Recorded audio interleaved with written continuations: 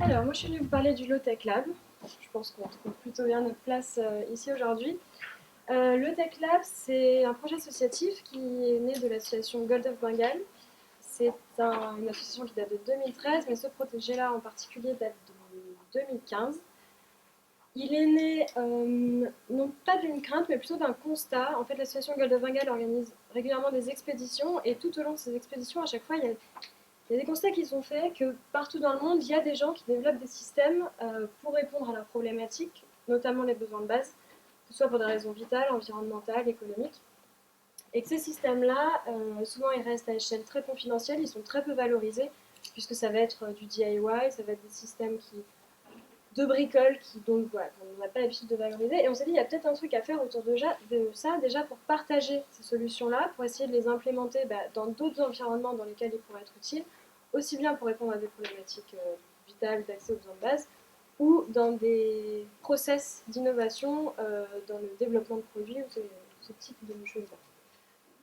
Donc nous, on a commencé à réfléchir aussi à une définition de la low-tech. Cette définition qu'on applique surtout sur des systèmes, justement, comme je disais, les fours solaires, etc. Euh, on place ça du coup à un niveau de do-it-yourself, des systèmes que les gens peuvent répliquer eux-mêmes, peuvent fabriquer par eux-mêmes, qui ont un faible impact écologique, que ce soit de leur fabrication, de leur conception à l'utilisation jusqu'à la destruction, jusqu'à la fin de vie du système. Tant qu'à faire qu'il soit réparable, suffisamment simple pour pouvoir être compréhensible, pour que les gens puissent avoir la main dessus en cas de problème, pour allonger également le cycle de vie. Économique, de même, utiliser des matériaux peu chers, facilement accessibles. Fabrication locale, valoriser les matériaux, les savoir-faire qu'on peut trouver autour de soi, essayer de créer une circularité entre les ressources des uns, les déchets des autres, etc. Et dans le pour tous, on entendait justement l'accessibilité, la simplicité des systèmes et l'adaptabilité qu'on peut leur appliquer pour les rendre pertinents dans chacun des contextes dans lesquels ils peuvent évoluer. Donc, notamment, on donne souvent l'exemple du cuiseur domestique économe. En tant que produit, après, comme je disais, on essaie d'aller au-delà en essayant de promouvoir également la philosophie, le tech, dans le développement des systèmes et des économies. Donc nous, on pense que ces systèmes méritent d'être partagés, donc on a fait le Low-Tech Lab. Notre mission, c'est de co-développer, documenter ces systèmes et les partager sur le terrain ou dans les vecteurs qui peuvent être intéressants. Concrètement, ce qu'on fait, c'est qu'on va sourcer ces systèmes-là, donc sur le terrain, beaucoup de gens qui vont à la rencontre des personnes qui utilisent ces systèmes-là pour les recenser, les étudier, voir s'ils sont pertinents, d'où la notion de label qui nous intéresse beaucoup. On va essayer d'activer des projets de recherche, d'implémentation, de diffusion sur ces systèmes-là pour essayer de les optimiser, de les rendre toujours plus le plus performant possible avec le moins de ressources ou des choses comme ça. On va prototyper pour tester sur nous-mêmes. On va documenter sous différents formats, tutoriels généralement pour les rendre reproductibles. Et on va essayer de développer des réseaux de diffusion via des ONG, en particulier pour les questions d'accès aux besoins de base, vitaux, etc. Via des entreprises, on va essayer de leur faire développer des produits qui s'imprègnent de cette philosophie-là pour qu'elles-mêmes puissent réduire l'utilisation de leurs ressources, etc.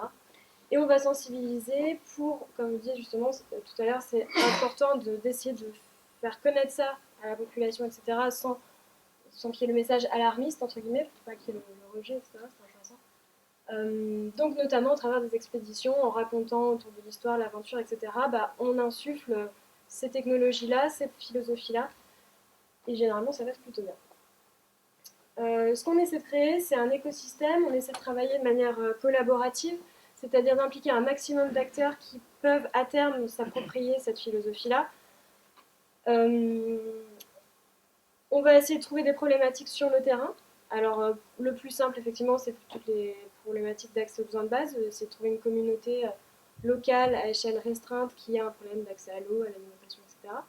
On va formaliser cette problématique, on va essayer d'activer la communauté qu'on a autour de nous pour répondre à ce problème-là, puis développer la documentation autour de la solution, puis de la remettre aux bénéficiaires et à tout le monde en open source en le rendant accessible au plus grand nombre. À l'heure actuelle, on travaille avec des écoles primaires pour tout ce qui est aspect sensibilisation, avec des entreprises sur tout ce qui est développement de produits, Alors ça va dans un sens et dans l'autre, mais j'en reviendrai après. Avec des étudiants, puisqu'ils ont des fortes capacités en accès en ressources, que ce soit en connaissances, en matériel, pour caractériser les solutions, les optimiser, avec des experts en eau, en ethnologie, en alimentation, etc., pour valider les systèmes, avec des Fab Labs qui peuvent essayer de travailler sur des solutions, faire des prototypes, faire de l'optimisation. Les ONG et les communautés locales qui nous apportent et les problématiques qu'ils rencontrent sur le terrain et les solutions que eux essayent d'implémenter. Des makers, des particuliers, toujours pareil, si eux utilisent des systèmes, mais aussi pour tout ce qui est traduction, de la documentation, tous les types de missions qu'on peut leur donner. En programme plus particulier, donc c'est ce que je disais avec les entreprises, ils peuvent parrainer un challenge, donc avoir un apport financier, ils peuvent intégrer la philosophie pour développer des produits. Les ONG, de même, faire remonter des solutions et des problématiques. Le programme pédagogique, pour faire la sensibilisation, encore une fois, je vais pas me répéter. On essaie de centraliser toute cette documentation-là, ces connaissances-là sur une plateforme sur Internet, pour le coup, qui est le principe de Wikipédia. Je ne sais pas s'il y en a qui connaissent Wikifab, mais en gros, c'est un Wikipédia format tutoriel. N'importe qui peut contribuer, n'importe qui peut déposer des tutoriels. Et on essaie de faire évoluer cette plateforme en développant des outils collaboratifs pour l'innovation. Donc, que cette plateforme permette de mettre en relation des chercheurs, des entreprises, des ONG qui rencontrent des problématiques, des particuliers qui peuvent aussi contribuer à enrichir cette connaissance. Et voilà, c'est de faire un cerveau commun autour des low-tech où chacun peut apporter quelque chose au final à l'émergence de ces solutions-là.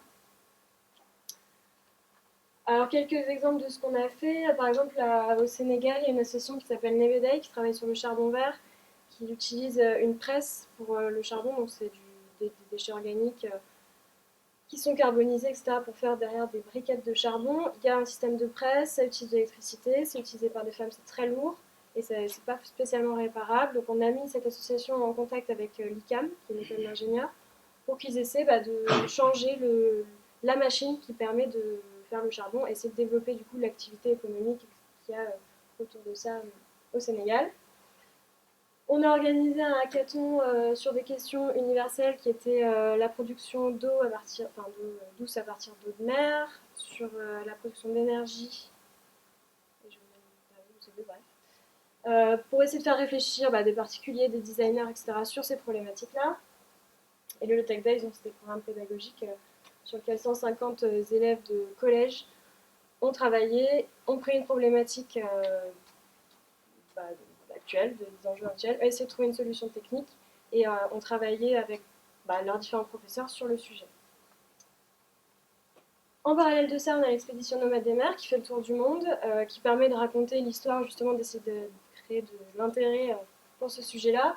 Donc c'est un catamaran qui a été un peu désossé de tout son superflu, comme on peut dire, c'est-à-dire cuisine, salle de bain, pour essayer de remplacer tout ça par des systèmes low-tech. Donc à la base, le bateau, il est parti avec un poulailler, si on peut appeler ça une low-tech, des réchauds économiques de bois, une serre, un pédalier multifonction qui a été fait justement par des élèves, un désalinisateur solaire, une culture de verre, entre autres. Là, à l'heure actuelle, il est en Thaïlande. Donc on est parti en février 2016. On est passé par tous ces pays-là. Entre autres, au Maroc, on s'était intéressé à la désalinisation. À chaque fois, on essaie de trouver une solution qui colle à une problématique locale. Donc là, en l'occurrence, au Maroc, ils ont de très grosses usines de dessalement à osmose inverse, etc., qui sont des systèmes très complexes. Donc on a essayé de voir s'il était possible de développer des systèmes de désalinisation à échelle d'une famille, d'un foyer, des choses comme ça. Ce qui est assez dur comme sujet, on va dire. Le frigo du désert, qui permet certes pas d'avoir des températures comme on a dans nos frigos, mais qui permet d'assurer une conservation sur les fruits, légumes, médicaments qui sont assez intéressants dans les pays chauds et pauvres. La culture de spiruline, algues super nutritives, le filtre à eau. Au Sénégal, là c'était plus format hackathon, on a eu une problématique qui était de développer un système qui permettait de produire de l'énergie. Alors au début, on était arrivé avec notre vision occidentale, entre guillemets, de il faut un truc qui lâche du 200 watts, etc. me dit, ah ouais, grave, sauf que hyper complexe de trouver les matériaux, d'entretenir le truc. On a vu qu'au niveau des habitudes, personne ne s'occuperait de l'éolienne si elle était en panne, etc. Et donc, on a dit foncièrement de quoi est-ce que vous avez besoin en termes d'énergie. Et c'était avoir de la lumière et charger les téléphones. Ce qui reste assez gérable en termes de volume énergétique. Et en allant chercher dans les chantiers de déconstruction de tout notre matériel informatique, etc., qui arrive là-bas, eh bien, il y avait des moteurs d'imprimantes, des moteurs pas à pas. En gros, on leur met du courant, ça fait un mouvement. Si on leur donne un mouvement, ça fait du courant. Et avec ces moteurs-là et un tout petit système, un tout petit circuit électrique avec 4 composants qu'on trouve à peu près dans tout, eh bien, on a pu faire cette petite éolienne qui permet de fournir de l'énergie pour de la lumière et le chargement d'un téléphone. Donc c'est très petit comme système, ça ne vous montrera pas ici, ça n'a pas beaucoup d'intérêt, mais on peut imaginer appliquer le système sur une autre échelle, et en tout cas diffuser ce système-là dans tous les pays où le problème c'est d'avoir un tout petit peu d'accès à l'énergie. Donc le Sénégal et le charbon vert. Au Cap-Vert, c'était l'hydroponie. La Transat, où ça a été un peu le crash test de voir si l'équipage pouvait vivre avec tous ces systèmes-là sur une période de 3 semaines. Au Brésil, on est allé au CERTA, qui est une école de permaculture qui développe aussi des systèmes qui vont former leurs étudiants à la fabrication, à la diffusion et à l'utilisation de ces systèmes-là. Toujours au Brésil, on a travaillé sur le plastique et le rouet. Je ne sais pas si vous avez vu, il y a eu un crowdfunding aux États-Unis sur un système pour faire des fils de plastique à partir de bouteilles d'eau. Ils ont levé je ne sais pas combien de millions pour 2 bouts de bois avec une lame de cutter. Il y a plein de tutos sur internet, ça coûte peut-être 1,50 € en France. Et donc on a travaillé avec des enfants sur ce système-là. Voilà en résumé. Nous, ce sujet nous intéresse, puisque au-delà justement des actions qu'on peut faire sur le terrain, on a envie aussi de pouvoir généraliser ça et de travailler sur les labels, notamment avec Socience qui est là, le collectif Blum également. Voilà, donc n'hésitez pas. Merci beaucoup.